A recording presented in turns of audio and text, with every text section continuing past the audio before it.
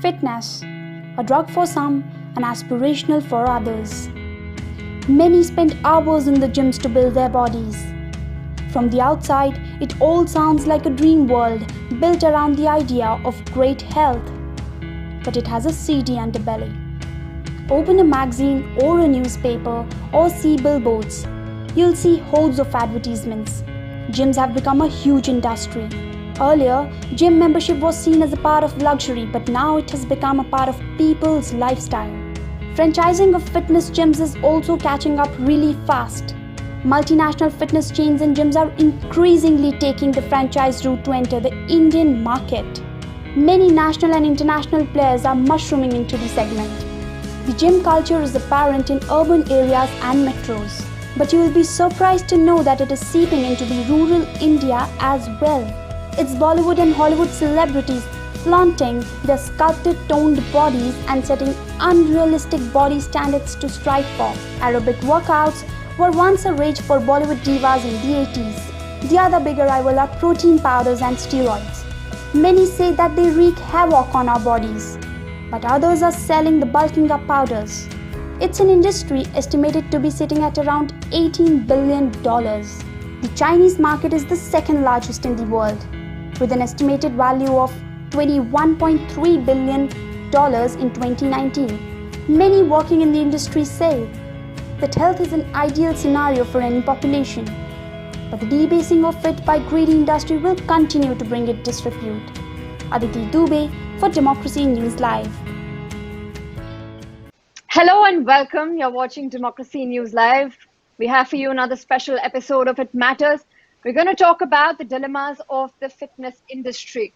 But moreover, we're going to discuss on how gyms have become intriguing spaces, not only limited to fitness enthusiasts, but also allowing and enabling trainers and specialists to climb the social ladder and become part of the socio-economic elite. We have a very special panel of guests joining us today. We have Michael Bass. He's an author of Muscular India, an intriguing book that has brought forward the discussion of the status of trainers across India and how gyms have been operating and how trainers are moving towards a different lifestyle altogether, trying to adapt to the new modern societal world. Also joining us is Rita Singh. She is a female bodybuilder. She's won many competitions and also is a judge at the International Federation for Bodybuilding and Fitness. Also on the show, we have who is a strength and conditioning specialist and a very well-known gym trainer and instructor across the world. Thank you, all of you, for joining us on the program today. Thanks. Beginning with you, Michael. In your book, Muscular India, you talk about the journey of fitness trainers around India. You've been with most of them. You've seen their lifestyles. You've seen their struggles. Do tell us a little bit about that. Yeah, so the research that I conducted for the book was took place across 4 cities over roughly about a decade, on and off, of course, with the heavy points of the research taking place in Delhi and Chennai, but I also conducted lots of interviews in Bangalore and in Mumbai.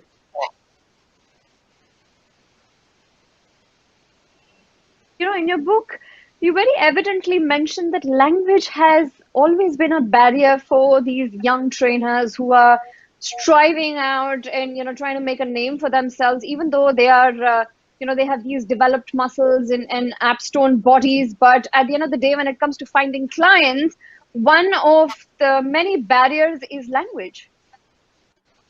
Yeah, I think our language in general in India is an incredible class barrier, especially within a middle class context. So the way I approach the middle class in this book is it's basically divided between a lower or a newer middle class, an upwardly mobile middle class, and an older established middle class. And that it's easiest to illustrate this based on a Delhi example. The upper middle class tends to reside in GK, GK1, GK2, South Delhi, whereas the newer middle class comes from more peripheral areas. And these guys who become fitness trainers are generally native Hindi speakers. They will have received their education in Hindi all their lives. And but meanwhile, of course, they've been practicing their English, and they realize fully that to climb the middle class ladder is also means to master English in a much better way. And fitness training provides an opportunity to learn that, but it at the same time is a dead giveaway in terms of your place within the middle class and where you come from. Right, and Declan, you've been a strength and conditioning specialist, and you would help us understand when you started out.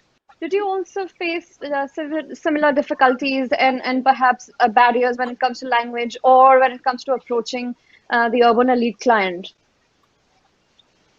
Maybe language, I wouldn't say I had a problem. One, probably because, my ancestry is from Goa, and, language, English has never been a problem. And also, my education. Like I finished my graduation in sports science in South Africa, then did my post-graduation in England. And then, of course, I decided to come back and work more on the lines of athlete training. But I do realize that, yes, there's a section of trainers for whom language does become a problem. Because firstly, not everybody wants to grow up and become a gym trainer. If somebody has to ask a parent, what would you want your child to be? Nobody's going to say a gym trainer, So that job becomes sort of a very class-based job where people from a certain strata of society tend to come in. Generally, maybe not able to speak English, maybe not having the same mannerisms as well as the middle class. And Michael's book, I think that's what, I haven't finished the whole thing yet, but when I read through it, I could just see, I finished the first chapter, and he brings that out brilliantly, that it's the class difference. A trainer who have a very good body, he or she is dealing, with a CEO of a company or a bank, probably manager, then the class of how you deal, the mannerisms, how you address women, how you, talk to guys, I think that comes in. Definitely, yes, I would say there is a difference in class, and a lot of trainers improve, become better. They start to understand the sort of, class that they serve, and I think the good ones adapt and move on. Some of them don't, and then they just stay, back at their old level. Right, and Rita, as a female bodybuilder yourself, competed in various other competitions around the globe and won many of them, and now a judge at one of these competitions as well. What has your experience been like? As a bodybuilder, yes, I started pretty early, and there was a lot of misconceptions about women doing weight training. So I always faced a lot of resistance. And I started at a time when there were really no women at all. And so I had the advantages and disadvantages both of that. For me, if you think from the competitive point of view, the federation was a huge task to get through a letter and go and compete, and of course the social limitations of being a female bodybuilder because of the in the Indian society we have a very orthodox section also, and it is not really looked upon with as much respect. Having the discussion regarding language is of course very relevant. It is extremely complex, and it's something I think Michael's book has brought about points which to ponder over, because if a person has built a great body and is very good in the practical part, it needs a hardcore person to cruise through the soreness and the exhaustion and then go on and do it in a learned way. That is one very important thing. You need to be hardcore from within. But nevertheless, that physical part in itself is a mind game, and you need to not go overboard. You need to do it in a very informed way, for which you need education. Now, education in most of the states in India is in English, and in Hindi we don't have a structured literature about fitness. Everybody is getting it from abroad. What we are getting from the Indian knowledge is actually very ancient and actually the best. like I started doing Kalaripayattu exercises now, which is the ancient martial arts. It's said to have been created by gods, not by human beings, and that was actually carried on by the Buddhist monks to the east. So we do have a great ocean of knowledge, but that has not been put across nicely into books and literature. It was coming from one generation to another generation. So the language barrier is definitely there, and so if a person speaks in English, he or she is perceived as being very, very knowledgeable. And if you don't speak in English, you may be the best, you may not be just a bookworm, but to put it into practice requires a lot of tips and change in the mindset, and in a whole way new approach, and that comes from the people who know practical. So it has to be a combination of these two. And of course, as far as my competition is concerned, it's an absolutely different journey because it involves the federations and the society. Right, and kudos for that. Well, Michael, coming back to you, in your book, you talk about, spending time with these trainers across India. What really got you interested in this topic? And if I may recall, you spent a decade on this project, didn't you? Yeah, that was really on and off. So for a while, as I explained in the book, I was involved in Nalanda University, a new university that was being set up in Bihar at the time, and that allowed me to be established in Delhi. And that does allow me to do research there. In later projects, I was based in the south. So I really took my time with this project, and the most important reason for that was that I felt that a lot what is being written about New India is kind of written in a hurry. So, the sense of New India is of change and of rapid change and of needing to understand it quickly. But the more I spend time with these guys, I realized that change is often very slowly in individual lives, and to get a better understanding of how these lives develop, especially in terms of upward mobility, grabbing opportunities, bettering one's life. It takes a lot of time and effort to do that, and it often involves also a lot of failure. And I wanted to capture that in a subtle way instead of a hurried way where it all feels that these guys are basically caricatures for a new India, which they are not. They are living very much the life, the dream, but at the same time also often the nightmare of urban India. So it's a very complex story to capture.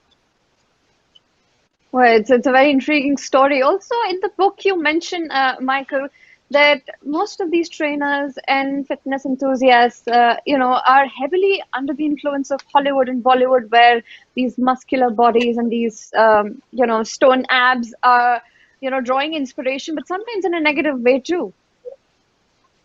Yeah, I guess so. So Bollywood, of course, has been a major source of influence, in particular, sort of kick-starting with Om Shanti Om with Shah Rukh Khan, and then of course the development was really sealed in a sense, or really kicked. Amir Khan. And both movies have a strong sense of transformation, and that is, I think, key to understanding what men in general want to achieve in gyms. It's to transform their bodies. But transformation doesn't always come easy. You're showing some pictures now. Of course, it comes with a lot of protein powders and other sort of technologies, food technologies, that are not always the most healthy choice. Of course, a big problem in India is the kind of over-the-counter situation with anabolic steroids and growth hormones, which come with all sorts of health risks. And it's often sometimes somewhat paradoxical if you try to understand the fitness trainer as a health guru on the one hand, but his product on the other hand also one of risk-taking behavior. I'm not saying that it goes for all the trainers. The trainer, for instance, in the first chapter of the book would never consider taking anabolic steroids because he's well aware of the health risks. But especially when you, if you really want to grow also on the bodybuilding stage, it's often not really an option, if you know what I'm saying.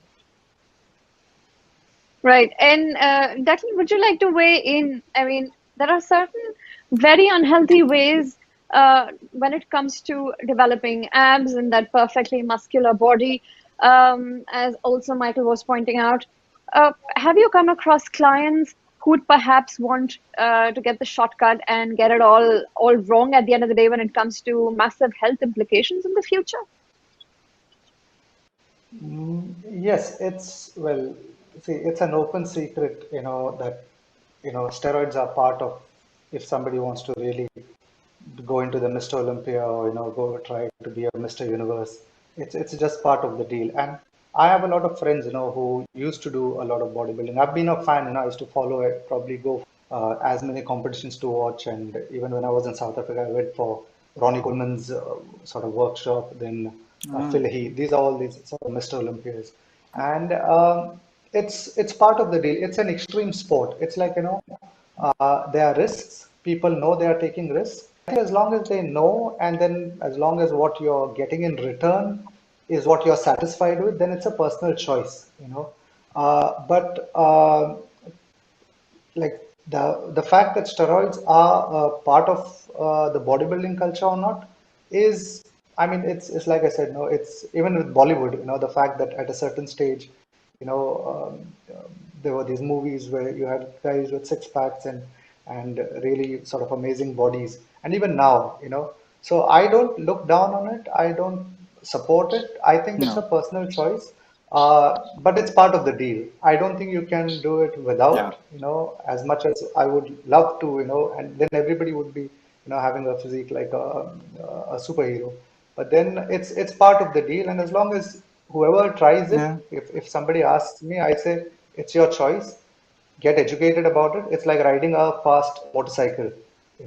It's enjoyable, it's fun, but you also have to know the risks involved. And you might be the stud with the fast motorcycle, but you need to know what you're doing. And then it's your choice. Who's anybody else to judge? But are they part of it? I mean, that's, I think, an open secret, if I may call it. Right, an open secret there. Rita, you've been a bodybuilder and a female bodybuilder on top of that. You've been competing at bikini competitions as well. Tell us about your experiences. Um, how did you get there? What kind of, diet regimes and other training routines were part of your lifestyle? And did they have any health implications in the future? Did they alter any hormones which would perhaps become problematic? Actually, now IFBB has come up with divisions which do not need it for women. For women, now women bodybuilding is absolutely banned since 2016. Last year, I was at Las Vegas at the Olympia, and they said they had announced that they'll get it back. And Linda Murray and the legends were all very happy. But then it's too freaky. It's really too freaky. For men, they may still go with it, but for women, it's like absolutely. It actually destroys you in not one, not two, but thousands of ways, even if you're taking a mild dose. So as they have all said, it's a personal decision. It's a personal choice. It's how much you want and what you want. But no matter whether it's a man or a woman, I feel that use for a particular competition or for a specific goal, it's worth it up to an extent. But the problem is when people get involved in it mentally to such an extent that they abuse it to an extent that it can damage them tremendously. So one should not be taking that step. If you consider just pure bodybuilding without the steroids, it is a very, very positive thing, because that lifestyle stays with you till the end of your life, and you're mentally so conditioned to keep yourself strong that then you can achieve anything else in all other fields that you're associated with. Like it's absolute fitness. But when it comes to competition, it is definitely an extreme sport. And even if you want to get involved into it, you should know, you should make an informed choice. And now, since like I was the very first one, I didn't have much information. But now the girls who are coming in now, they know everything. They have examples before them, of people who have suffered, who have gone through surgeries, who have destroyed themselves. And, what do you get at the end of the day in a bodybuilding competition, except for that the $15 trophy is just not worth ruining your kidneys for. So that informed decisions must be taken. And yes, in women, if they are taking anabolic steroids, which are androgenic in nature, definitely they will harm the body tremendously. The periods stop and they have facial hair, and there are hundreds of things that happen, which completely. I've seen girls who have developed the Adam's apple also, who look good Oh otherwise. my. So I think, and Oh even my. a person like dehydrating yourself to an extent, keeping That's another yourself thing. in a negative calorie balance all the time. Also, Sometimes you also, tend to Rita, lose it. upsetting the leptin hormone as well, isn't it? When your diet is rigorous and your workout routines are really stretched out, I was also reading that it does affect the leptin hormone as well in the body, doesn't it? The leptin hormone gives you kind of a satisfaction that you are your hunger has been satisfied. So the leptin and ghrelin hormone cycle stands for both men and women. You that can be controlled, because bodybuilders are living in such extreme control that the secretion of ghrelin and leptin comes very beautifully to them because of the mind, because that has been secreted. But it's the androgynous effects of certain hormones. And like for weight reduction, people, they need food to exercise, they eat food, and then they take things like T3, which is the thyroid hormone, to increase the metabolism. And that can affect that the effect can come back a decade later, and you won't know that it's because of the thyroid hormone that you had taken 20 years ago. And similarly, the clenbuterol, which causes fibrosis in the lungs, because that's actually taken for asthma. So they are not even androgenic or anabolic. They're just there to lose weight, to help you lose weight. But you can lose weight anyway by by other methods. But when it comes to the last level of stage, especially at a pro level, you cannot do it without anabolic steroids. It's not possible. So then you have to decide whether you want to go any further, Yeah. or you just want to go on stage and you're okay with not winning a competition. You just want to learn the process and use it for your business, or for pictures, or for memories, or just that you want to achieve your body and present it on stage. But it's not going to make Right. you as glorious as Sachin Tendulkar in sports. No way. Well, loud and clear message to everybody who's probably figuring out the larger plans of life by taking such anabolic steroids and diuretics, if I may add, as well. Shifting gears a little. Michael, you've been to a lot of gyms around the country, and you've seen that the number of gyms coming up in the country have increased drastically. I mean, I remember there were very fewer gyms, and now there are chains after chains. But the demand for trainers has also increased. I mean, I've been training personally for the last 2 years, and I've changed about 6 trainers, trying to understand, knowledge, trying to gather knowledge from all 6 of them as to what they have to offer. And I have an experience of my own, but I want to understand, what is that barrier? Because some would know language, the others wouldn't know how to approach a client. Some are taught to deal with a particular client in a certain way. Some would be rather very expensive, and often the clients refuse to pay too much to a trainer as well. Yeah, so coming back what you said before about noticing how these gyms have mushroomed across India, this is actually the reason I got involved in this research in the first place, because in previous projects I was mainly involved in research in the IT industry, and those were the only places that really had gyms, the companies. It was a very Americanized thing, and then suddenly all these gyms started coming up, and one of the things I started wondering about is who are actually employed inside these gyms, and of course very quickly that became a place that lured youngsters who had already some interest in their own bodies to provide fitness training. But of course not all of them are really good at selling their message, at getting their message across. And the most successful trainers, I believe, are those that really have found a way to translate their own transformation into a workout strategy that works for their clients. So they're generally men who have really worked on their communication skills, have really thought about their own ways of, their own way they've transformed their body and how that might work for their clients. And in that sense, it's a total package. And it's, I think, a mistake to think that trainers with the biggest muscles or the deepest cuts are by default also the most successful trainers. In fact, I've often noticed that is just one small factor in the total package. Equally important is really finding a way to level with your client and understanding his life world, understanding where he comes from, his lifestyle, what he does for a living, and while the trainer does that, this also opens up an opportunity to learn for the trainer himself, because that's also a way to understand where your client comes from, and that might make available skills that you can incorporate in your own life. Like, I've met quite a few trainers who really describe these relationships as an opportunity to learn. So what they suggest is that by spending time with their clients, they're learning from their clients, and by reincorporating this back into their own comportment, the way they dress, the way they speak, they're also better able to level with their clients, and in the end level up in terms of earning. So being asked to get more money. Of course, another thing that comes with it is certification courses, which has by itself become a huge business in India. So from Gold's Gym to Reebok to all sorts of brands now offer certification courses that allows you to up your skills, from physiotherapy to dietitian to all sorts of related things to fitness. And clients do look into that.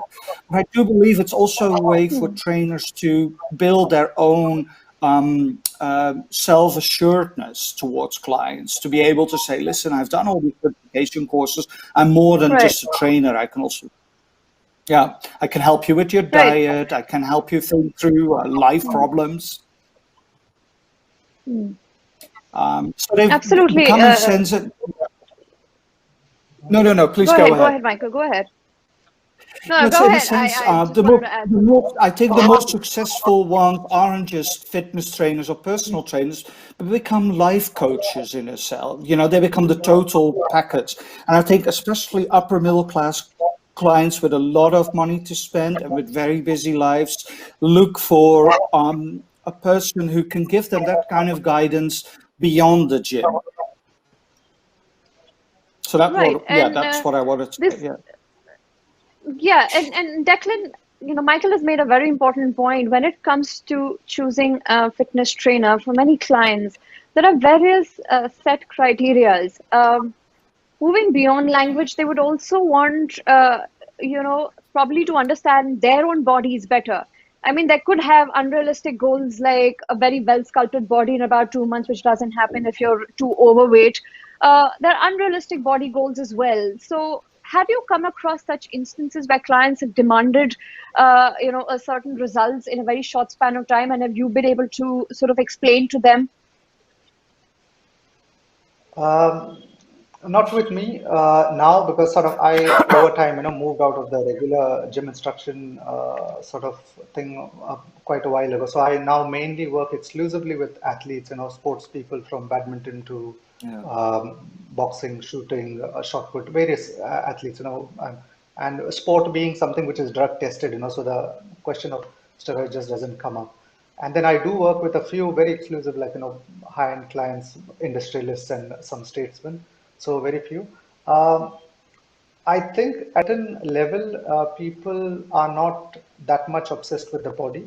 But when you're somebody who's maybe an actor who wants to get into movies, and then there's a choice, and you've been told, hey, there's an action film, and if you have a body like this, then you might get in. Now that guy will be very desperate, to build that body, so he, gets that role. And this is where the pressure comes in, and this is where it's in Bollywood or modeling, steroids become part of the deal, because you just can't build that body that quick, as far as I go, I've never been an expert on steroids. I've never wanted to as well because I mean that's it's a different No, lifestyle. no. It's a I think different let me lifestyle. rephrase, Declan. I was not talking about steroid. I was talking about anybody or everybody who perhaps not now your experiences are different now, but from previous experiences when you would have started out, were because clients or people who are coming to the gym for the first time have really, have very different and unrealistic expectations. They want to get thin too True. fast, without following a particular diet, without exercising, without sleeping on time, without following a healthy routine. How do you deal with that, or how did you deal with that, at least if not now? Ah, yeah, with that, I think I've had always a very clear thing, and I suggest this to a lot of young physiotherapists or even trainers whenever at conferences, if I'm, speaking, then I tell that, always speak the truth, be honest. Don't promise anything which is, not what you can do, because then even your credibility goes down because you're promising people something which is not going to be possible. Then when the time comes, people start doubting even what you can do. So I have had this thing always with people, that you come for fitness training. The idea is to become stronger so that you're able to function better and have a better quality of life. And that quality of life has to apply to what work you do.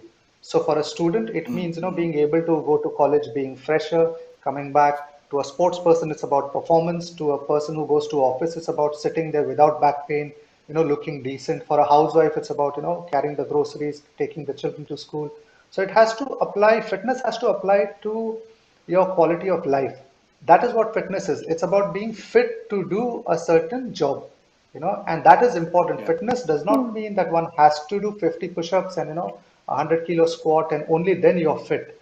And this side has also come into sports. So, sometimes in sport, people say that you have to be fit and only then you're selected in teams and stuff. So I always say, fitness has to be applicable. It is subjective. What fitness is to a 70-year-old would be different to a 17-year-old. And this question of, people wanting to get sort of fit, if one might say, which is about looking good quickly.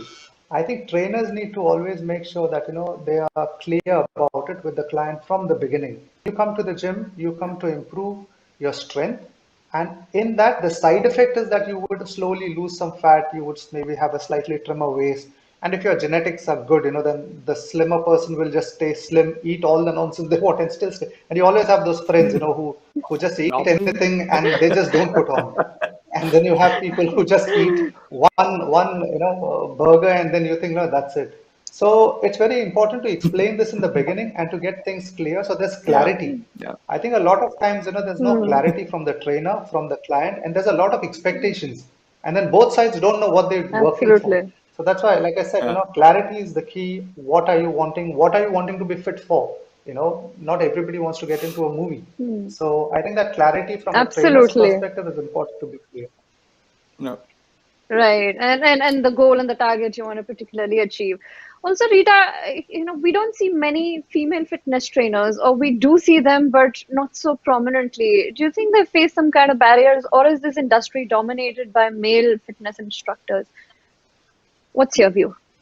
Oh, yes. I have seen a wide range of female trainers. Like some of them are into sports, as some of them are living alone. They want pocket money, so they come to the gym to train. Then they have people, there are part-time yoga trainers. I see them coming in for a session or two. As far as weight training is concerned, unfortunately, if I may say so, because I have seen a lot of that men, especially in the high-end gyms, the girls who come for Zumba, they do their stuff on stage and then they go, and there are a lot of people following them. But especially for weight training, I have seen people trying to take. People want to take the personal training sessions from girls because they want to flirt with them. Especially in the high-end gyms, I have seen so much of it. So that is something. I really should be mentioning it here because I have seen a lot of it.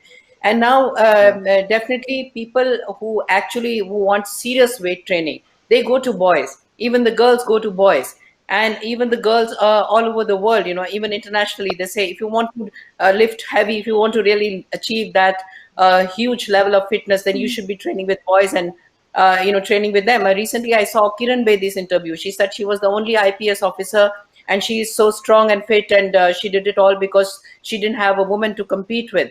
So there is an entire range of girls, but definitely there is one common thing in them, that it is a male-dominated field. Bodybuilding, it is. People get fascinated by seeing big muscles, which are not there in girls. Even when there is a bodybuilding competition, the women's divisions, it's during the women's division that the audience takes a break or goes out for lunch, except if in the bikini contest or in the finals. So, definitely they feel that a man can do greater justice to that, especially the clients. And women, the women clients who would want to have female trainers, they hardly go to the gym. Very small percentage of women go to the gym. They feel that it's convenient for them to go in the park for a morning walk and just do a bit of yoga by watching some fitness channel, and then that's about it. So the percentage of women who go to the gym is lesser. And definitely, even if you look at the salaries of female trainers is lesser than that of men in most of the gyms, unless and until the girls, the particular trainer is very educated and she has a lot of knowledge. She is very, very well educated. I've seen girls who have done their PhD in nutrition from UK and from various prestigious universities. They are paid well, but then they move on to become lecturers. They don't remain trainers. Or the girls who have achieved that level of fitness would prefer to be models, or they're even striving for Bollywood, or become competitors and get sponsorship. So we definitely see less level of female trainers because of these 2-3 things, and that the female trainers never get the respect. They are treated like class 4 employees. Well, very, very important point there, Rita. Michael, did you also come across gyms where you would find no female trainer, perhaps, or a trainer who wouldn't be found in the weight section, or as Rita was pointing out in that funny sort of expression where men would only sort of prefer to work out with female trainers just to flirt with them and not really looking for a serious engagement when it comes to work? Did you also come across something similar? Not really. I mean, 10 years ago, things were really different. Same with bodybuilding competitions. I mean, the first one I attended like roughly 10 years ago didn't have a female competition, was actually pure bodybuilding. I mean, the entire field is developing right now. Also within male bodybuilding competitions, you see now different kinds of competitions, not just pure bodybuilding, but also swimwear competitions for men, male modeling. So the whole field has diversified, and that also goes for female trainers. I think most gyms these days simply do have female trainers, and they are not just in demand by female clients, but also by male clients, depending on the kind of classes they teach.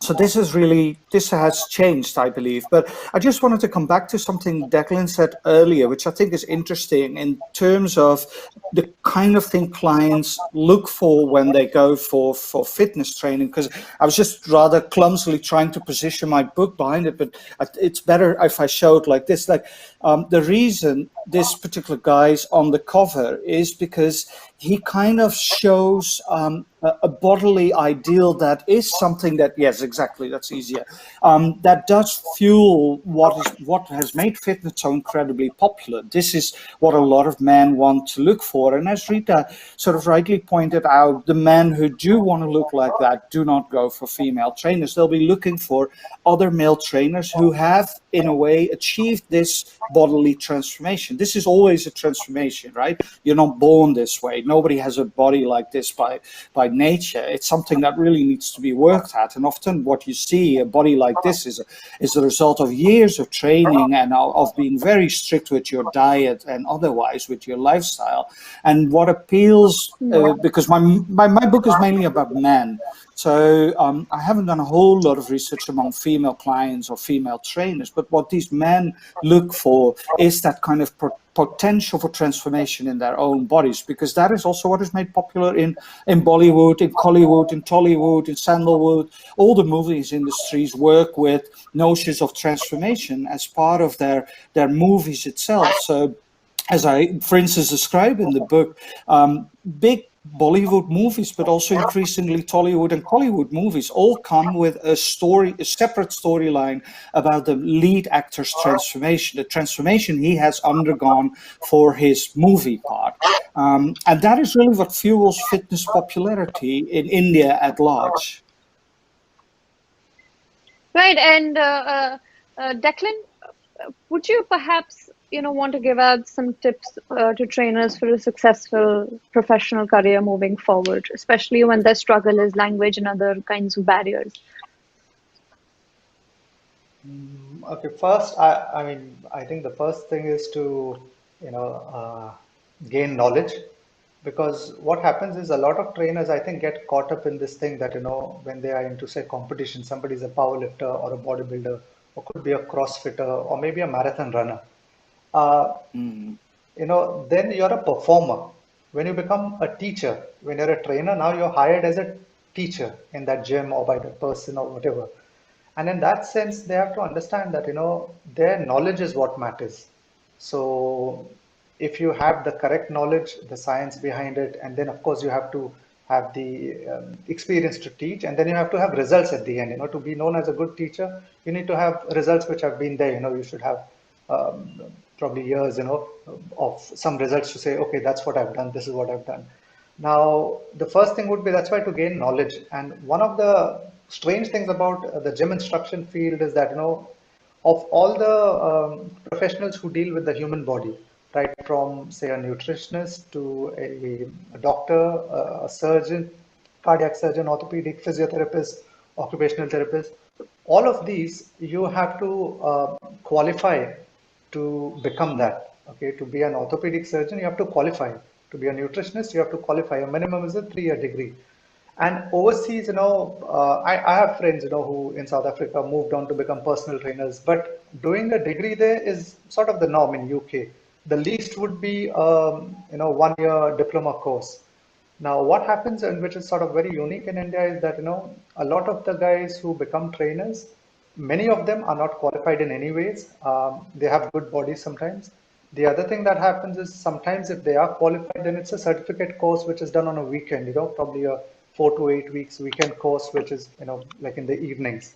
And really speaking, there's not really a lot that you can, get there. So even after you qualify, no matter what, somebody could be a PhD, there's no end to it. So first, I would say for trainers is to always understand that knowledge is the key when you become a teacher, because you're no longer a participant anymore. The moment you're a teacher, your role is changed. When you're teaching, you're getting paid for knowledge, and you have to be spot on there. You cannot have, something which is in between, or it's my own personal philosophy. It cannot be. That would be, I would say, for the trainers. Second, I would say, one probably, and this in Michael's book, is mentioned to, from like the other chapters that I've skimmed through so far as well, about dealing with women clients. I think one of the major problems with, the very masculine body is that it's almost like a gangster profession, where it's all about like the cool dudes, with big muscles, come on massive bikes, and it's all about, the sort of, there's that brotherhood.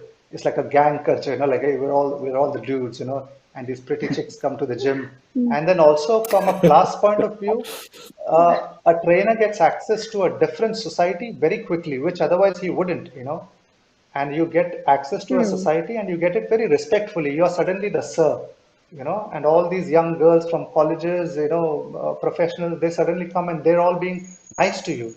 And you're a guy who's, lived in a way where girls don't even look at you. They look down and they go around, when they see a man. So I think a lot of trainers sometimes find that, it comes as a shock to deal with women. And then also dealing with women in a setup where they are, they could be wearing sports bras, they could be wearing tight leggings, and then their bodies are exposed. So a lot of these men, again, testosterone driven men, they're all training for bodies, they're all pumped up. So at that level, they sometimes, I feel, don't understand how to deal with female clients, and they just appear too crude, and sometimes get too touchy. Sometimes literally, it becomes very awkward for the women. And I know a lot of women who told this to me. A lot of clients, who've said that they don't like to train because some of these guys look very creepy. They're too friendly and too touchy. So there are some rules, which I have. Like when I teach guys, I say if you have to touch a body part of a woman, you have to touch it with a pen. You shouldn't be touching with your hand. There's no need. You should touch it, and ideally you should not even have to touch it. So I would say knowledge is one, dealing with female clients, and third, always Here's remembering one thing I that want to ask what you, is your job. Declan, because I've been training with a lot of male trainers for the past 2 years. Because I would like to begin my workout by stretching properly and then ending with a good cool down session. So during that, my trainer would massage my neck a little. If we've had a very heavy back day or a very heavy shoulder day, he would probably, massage my shoulder a little and bend my back just to push it to that stretch and mobility. I personally haven't taken it that way, but also at the same time, I've made it clear to my trainers that this is the only way possible, and that they're going to, if they're going to touch me, it cannot go beyond a certain point. Yes, there are issues. Many women, out of that so-called fear, wouldn't train with a lot of male trainers. Perhaps because of this problem. It's a valid point, but I think when it comes to my personal experience, that really hasn't happened because I've always made my point clear that you're not supposed to, go all funny with me, otherwise there'll be consequences. But not every woman can say that.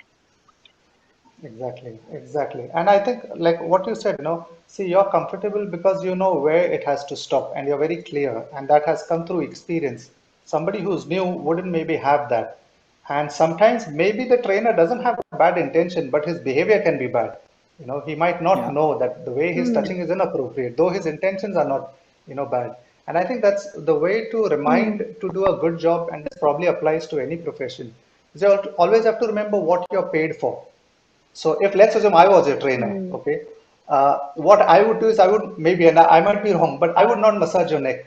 And you might say, hang on, that's a horrible guy. Why? Because Yeah. I'm not a masseur. You haven't hired me as a masseur.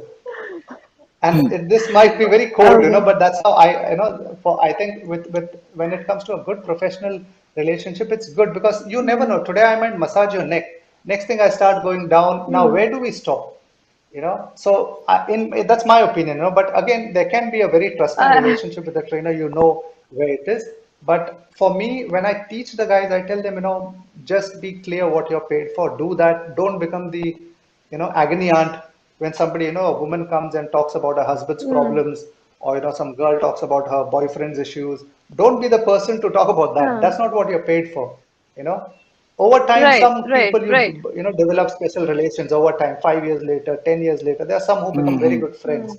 But when they are paying you for it, they can never be your friends. So I have this rule, if there's money involved, they are not your friends. Friends don't pay you, right? So I think that clarity. So for trainers, one is, I Absolutely. think, first is education, being good, handling themselves with women, I think, which is a huge challenge for these male guys. And third is knowing what you have to do. Stick to it, stick to your job, you don't get into trouble. Right. Right, Declan. But moving on to you, Rita, Declan made a very interesting point. There's a lack of female trainers, and there are male trainers who are almost incapable, or let's say, fall short of interacting with women in a particular way. Also, for clarity, Declan, the whole package comes with the cool down exercises and everything. We already always have an understanding before I start my training sessions with with trainers. So I'm just going to minus that point there. Yeah. But Rita, Declan has made a very important point. Most of these trainers don't interact with women, and what to tell them and how to go about it. Although Declan has elaborated, but from a woman's point of view, what would you say? Can you repeat the last sentence? I was saying that Declan made a very important point where he talked about male trainers not being able to interact with female trainers in a certain way where it would be appropriate. There have been instances, luckily in my case, there haven't been instances, even though the neck massage was involved, Declan.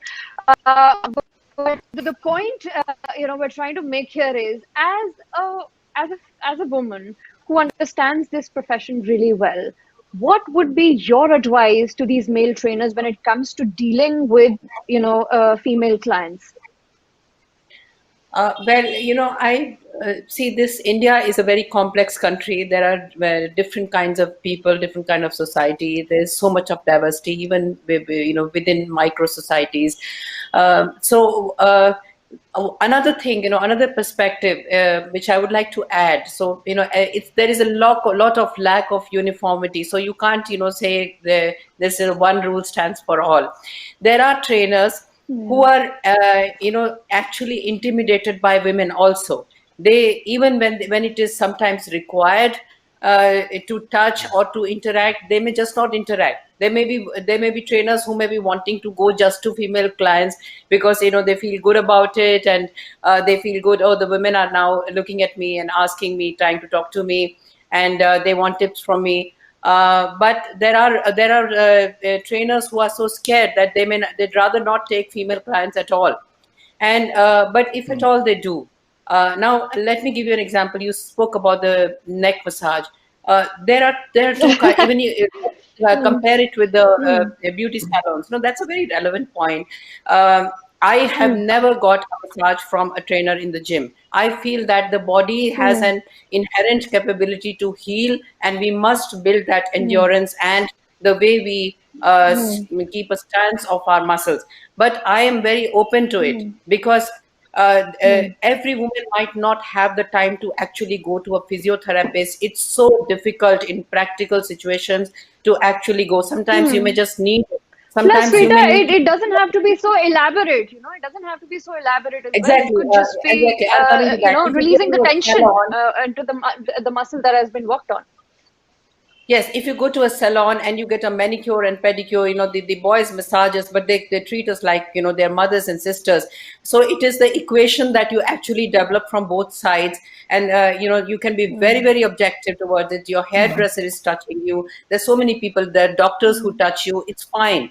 But it doesn't have, it is how both the people deal with it. The trainer must look how comfortable the woman is, that particular woman is, and if it is really, really needed.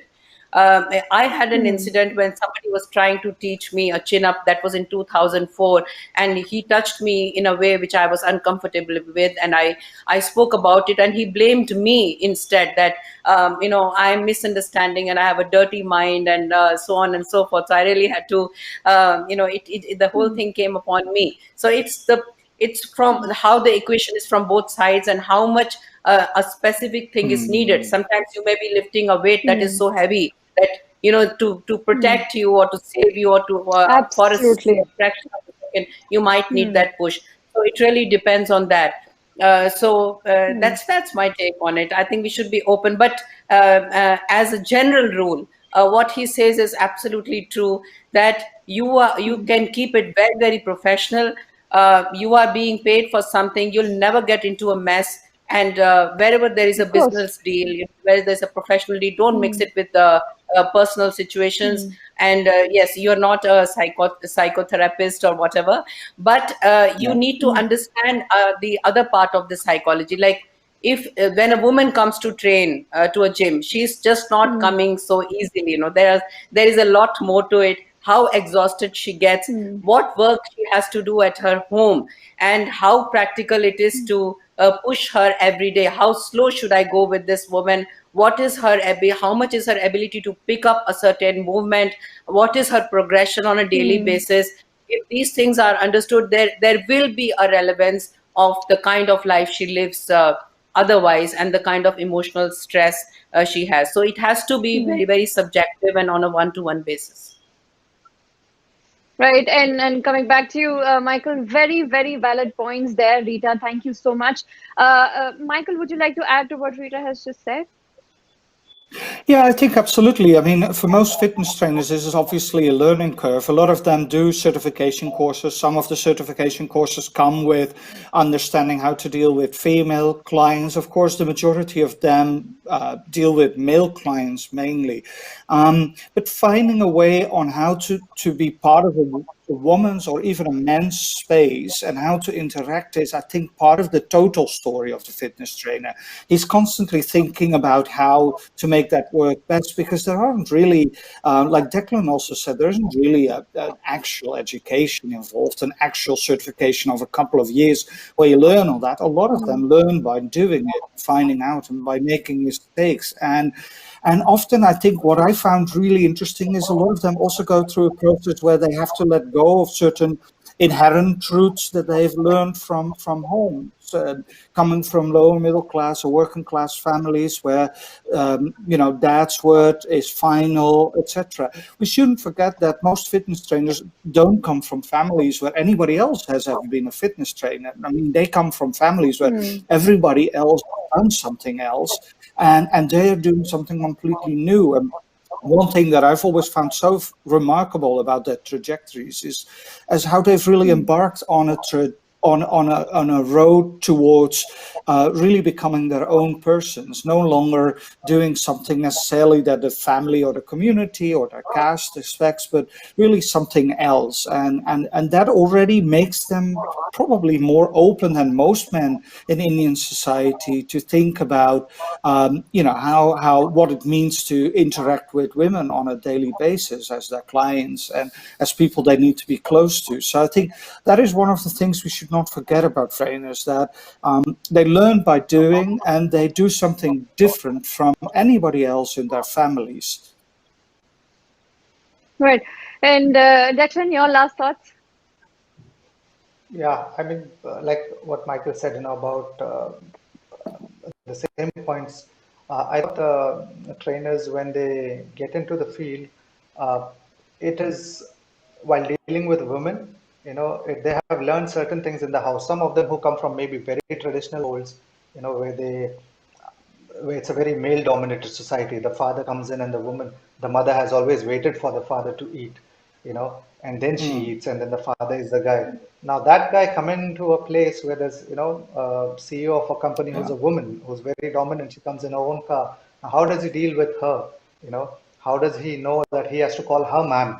But in the house, he's always known his sister is the second sort of class citizen. So I think that's where trainers need to realize that, ultimately you're doing a job, and you can go back home and probably the guy becomes the same. Ideally, it's of course good that they change and we all realize that no, men and women are equal. But at work, you cannot afford to ever have your personal thing come in, because your profession and personal can never mix. Your personal is your own life, what you do. It's not what you're paid for. But when you're paid for, you have to deliver. And that's why, like I said earlier, behavior, whether it's your education, whether it's results, you're hired for something. So when there's clarity, it becomes very, very easy. But if there's no clarity, about what is my job, what am I doing here? If I'm hired by a gym, what am I doing? If I go to somebody's house, what is it? And sometimes this lack of clarity is what makes a lot of trainers, I feel, forget where they really belong. Because also what happens, trainers come, if not from, a certain society, even if somebody's, an educated guy, somebody starts his own gym, happens to be from the upper middle class, the role is still going to be as a trainer. You could come from any class, but your role is as a trainer, and the role could be probably the same as compared to maybe, a hairdresser or a person you go to for makeup, or you go for certain things. And once we don't forget our roles, I think the relationships always become better and easier. So some trainers, I feel, sometimes forget when they hang around with, clients who come from a different status. Somebody comes in a BMW, and next thing, the trainer is called one day, hey, come, let's meet up for coffee someday. And I've seen this happen a lot of times. Sometimes clients do this knowingly, they'll take the trainers out on a sort of meal or something, and they think, okay, now sort of I've got these guys, as my friend. The trainer starts thinking, oh, this big shot guy called me, now he's my friend, And I think in work, one has to be very clear that you cannot be friends. Something is wrong if you're being friends what you're paid for. You can be good people over time. So I think that clarity is also what trainers need to realize, that these are clients. Okay, they can never be your friends, not because they are bad people, but that's how the relationship is. That's what you're paid for. The moment you forget that, that's where the mistakes happen. Like a guy talks to a girl, Right. she smiles at him, she comes, then he starts thinking of 100 different things, or some young rich kid calls him home and he starts thinking, whoa, next thing I'm going to be his friend. If you're clear, that's why I said in the beginning, whether it's about delivering results, what's your job, what is the thing that you're coming for, why do you work in this position? I think clarity is the key in a lot of things in life, and I think that's what our trainers need to realize, that they are trainers, do the job, train, go home, be at peace. Right. Rita, would you like to add anything to that? Your last thoughts? Yeah, as far as women are concerned, a woman always knows the touch and the way a man is approaching her. There is a sixth sense, and that is undeniable. So I think that should be the key, and a woman should know, when it's wrong, it's really wrong. Men also, their conscience does tell them how we are approaching them. So that is with the men and women. And I would like to say for last thoughts that this book which has been written by Michael is like is actually should bring about a paradigm change. Till now, I have been in this industry for very long now, and we have seen people trying to educate themselves, learning about nutrition, diet, exercise, modalities, and physiotherapy, and all the technical part, or the politics between the commerce, the supplement companies and the equipment companies, or the federations. We have seen everything here, and the emotions and the relationships and the equation. But to look at it from a very detached perspective, and how it from a societal point of view, that how Bollywood has affected this, and that there is one more form of business and employment in the society. This is a world of its own, and how the social economic changes have been brought about so dramatically. I have seen mathematics lecturers at the highest level. They are earning much less than some of the trainers. And also how desperate a person can go with steroids. This is something which should have been done, and it's amazing that Michael from so many countries far away from us and so many kilometers away from us has done this from a detached perspective, and I would really like to thank you. I'm so honored that in some way I've been a little part of it. To write a book, people write it in 6 months, and he's taken 9 years to do that. That is hardcore, authentic research. That is real substance, and it can bring about a change in the society. I hope that more and more people will read it. Oh, thank you. Thank you so much. Right. Michael, anything you'd like to add, perhaps about your book? Yeah, well, for potential readers. So I think that what I've tried to do in the book is really sort of give a total overview. It isn't just about fitness trainers and training or personal training. It's also about life in India's big cities and how people experience change in India, how things have changed for them, how it also have brought, how that has brought new insecurities. So while the book spends a lot of time inside gyms, it actually also spends quite a bit of time outside gyms at bodybuilding competitions with bodybuilding federations and with others talking about how they see their own opportunities in Indian society. And that, I think, was for me a very rewarding exercise, because I did it over a long period of time. I kind of saw people develop and change in their own lives, and that really allowed me to gain a better understanding of what it means to live in what people so often refer to as New India. So I think, I hope the reader will see how these things come together and will like the book, obviously. And here finally, I would definitely like to thank Rita and Declan also for their years of support, because their insights, as with so many other trainers and people that I've interviewed and met, have been quite instrumental to all of this. I couldn't have done that without you guys. So thank you, Rita and Declan, and all the others who were part of this project over so long. Right, and with that, it's a wrap on this discussion. Thank you, everyone, for joining us, and all the best with the book, Michael. I hope you find millions and millions of readers worldwide, which sure is very interesting. Absolutely. Thank you. Thank you so much for having us along.